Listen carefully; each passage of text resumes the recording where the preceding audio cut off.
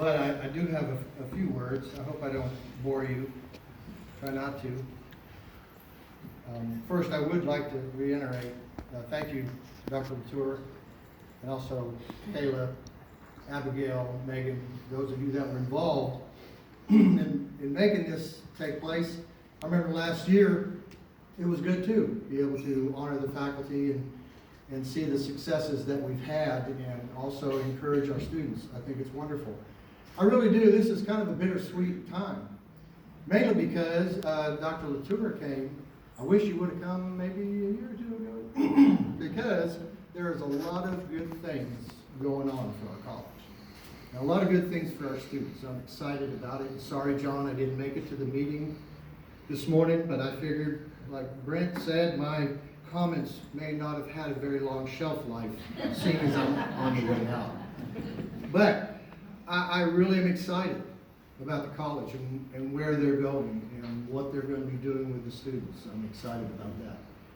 But before I say anything else, I would like to recognize my beautiful wife who, not necessarily in trouble, but I didn't know half the stuff that just took place, and I greatly appreciate it, honey. Thank you.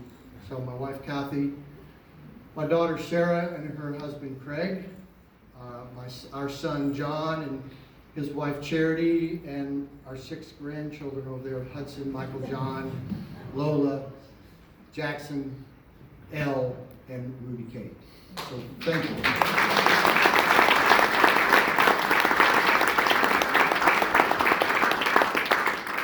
I'd also like to thank the ag teachers that came. If you don't mind for a second, would you mind standing up, the ag teachers?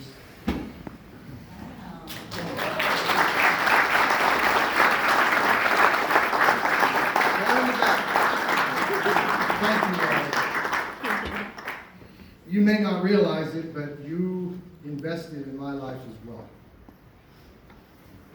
And I appreciate that.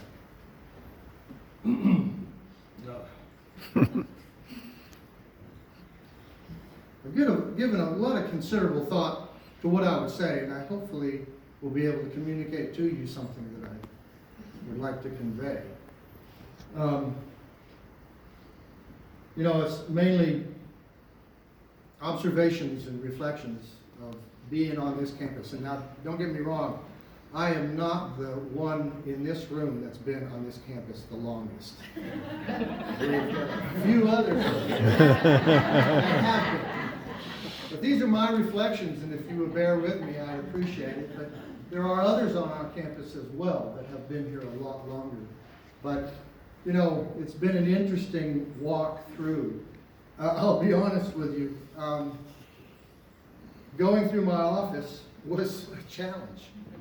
I didn't realize the technology that I had used, and I've had about 35 years of teaching, both public school, University of Missouri in Columbia, and here. And when I started going through the boxes, and believe me, there were boxes, I had technology that went from the very large black floppy disks, then I went to the smaller disks, then went to the CDs, then the jumper thumb drives, and now the cloud. And to me, to be honest with you, looking back on those things helped me reflect back on where I was and where I came from and what it took to get, and I'm not saying I've arrived, for sure.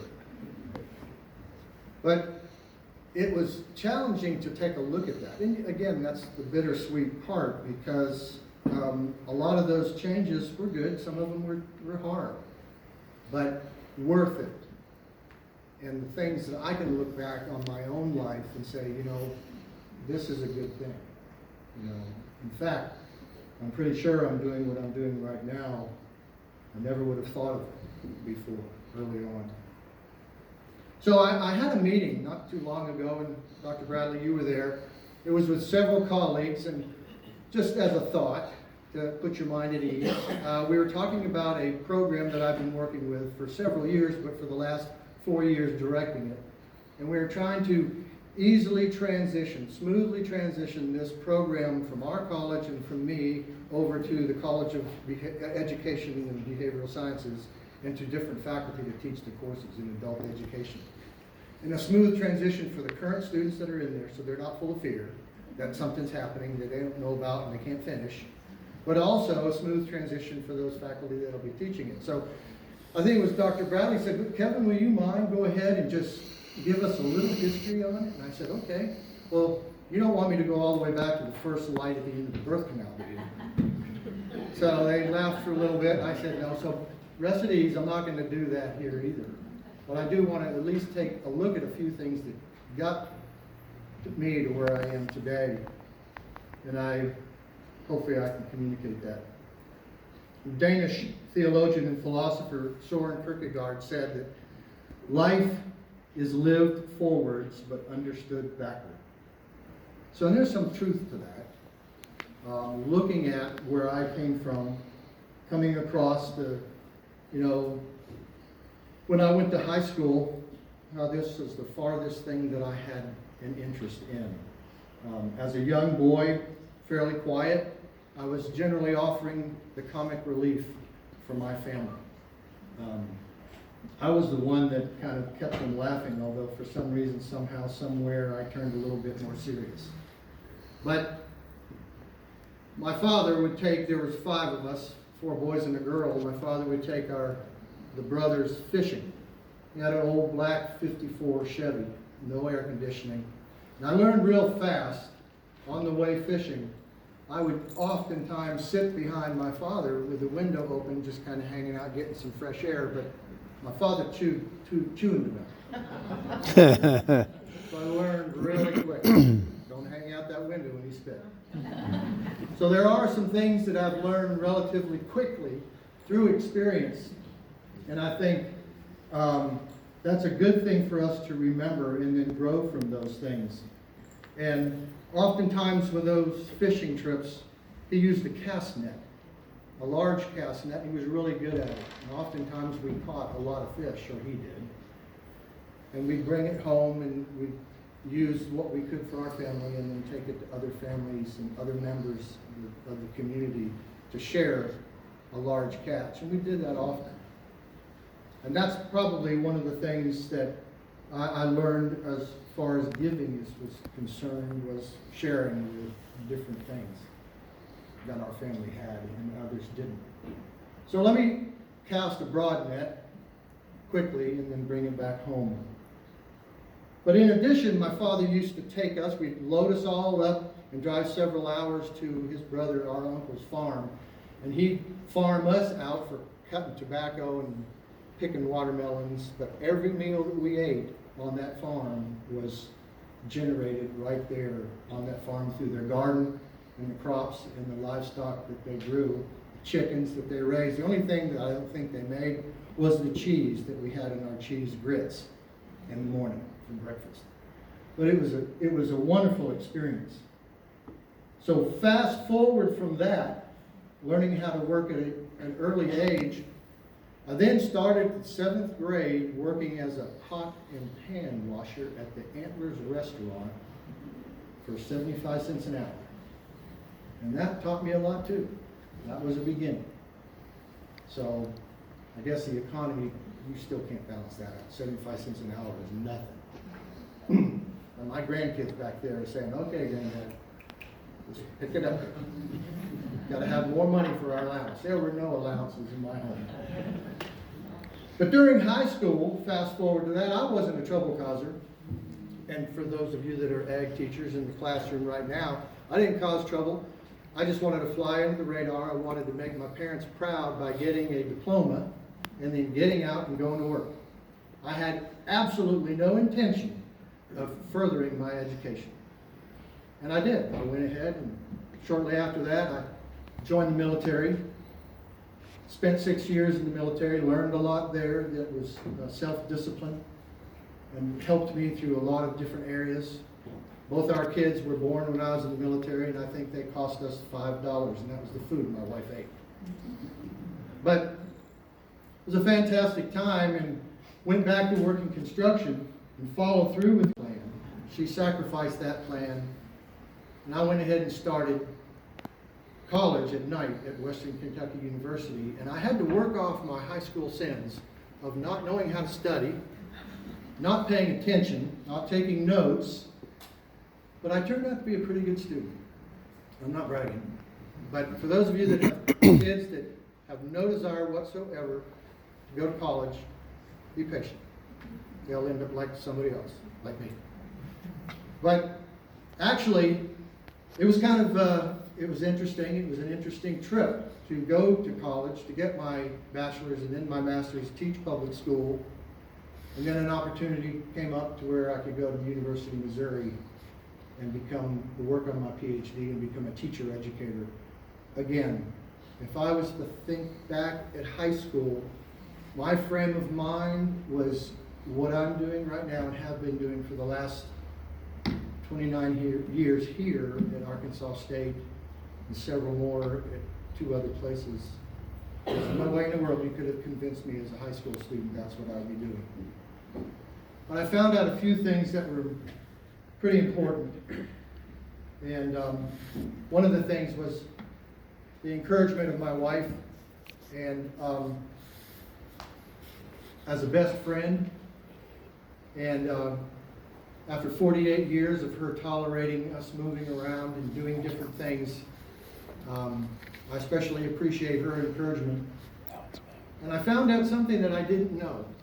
And that was when my father passed away, my mother shared with me that I was doing exactly what my father wanted to do. And that was after he got out of the military from the Second World War. He was in the Navy, came home, and oddly enough, after that time, a whole lot of kids started happening. And they had 5 kids, and I was the caboose, so my mother says. But with 5 kids, my dad, I found out that what he wanted to do was go to the University of Florida, go Gators, and he wanted to get a degree in agriculture, and then he wanted to farm. But because he had 5 kids, he didn't feel like he could do it, so he got out and worked. And that's pretty much what I knew my father as, is working all the time. Not much enjoyment, just working all the time. And I didn't know that. My mother shared that with me after he passed. And so in a way, I was able to do something that my father wanted to do desperately, but didn't, and sacrificed for his family. And I appreciate that. So fast forward again to August of 1993, and after getting my PhD and doing a year of postdoc work at the University of Missouri in Columbia, I hired on here. And there were some things. Bill, there used to be a coffee cup in the kitchen that said, you know, when I hired on to this place, there's some things they didn't tell me about. I can't find that cup. Did you take it? But it was pretty good. It spoke, but to be honest with you, there wasn't really anything. I was young. I was nervous. I was excited. I was wondering actually if what I had, was it enough to offer the students, the people that I was going to be working with? It was a new environment. But I was excited about it.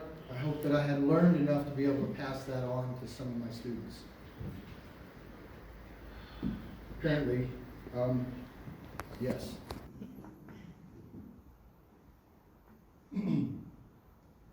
During those times, there was the internship. For those of you that are unfamiliar with agricultural education, the last thing you should be doing is an entire semester of teaching in a class. You're assuming the role of a teacher. It's a 40-hour job with no pay. I was pretty much used to that when I was a kid. But it was a lot of work, and it stretched them. Because I told them, I said, in our methods classes, there is no way I can provide you the emotional experience when you're in these methods classes, only a small bit when you're doing your teaching demonstration in front of your peers. But it's different when you get out in front of 25 or whatever 8th, 9th, 10th, 11th, 12th graders. They will test you. And they'll test your mettle. They'll have you questioning yourself.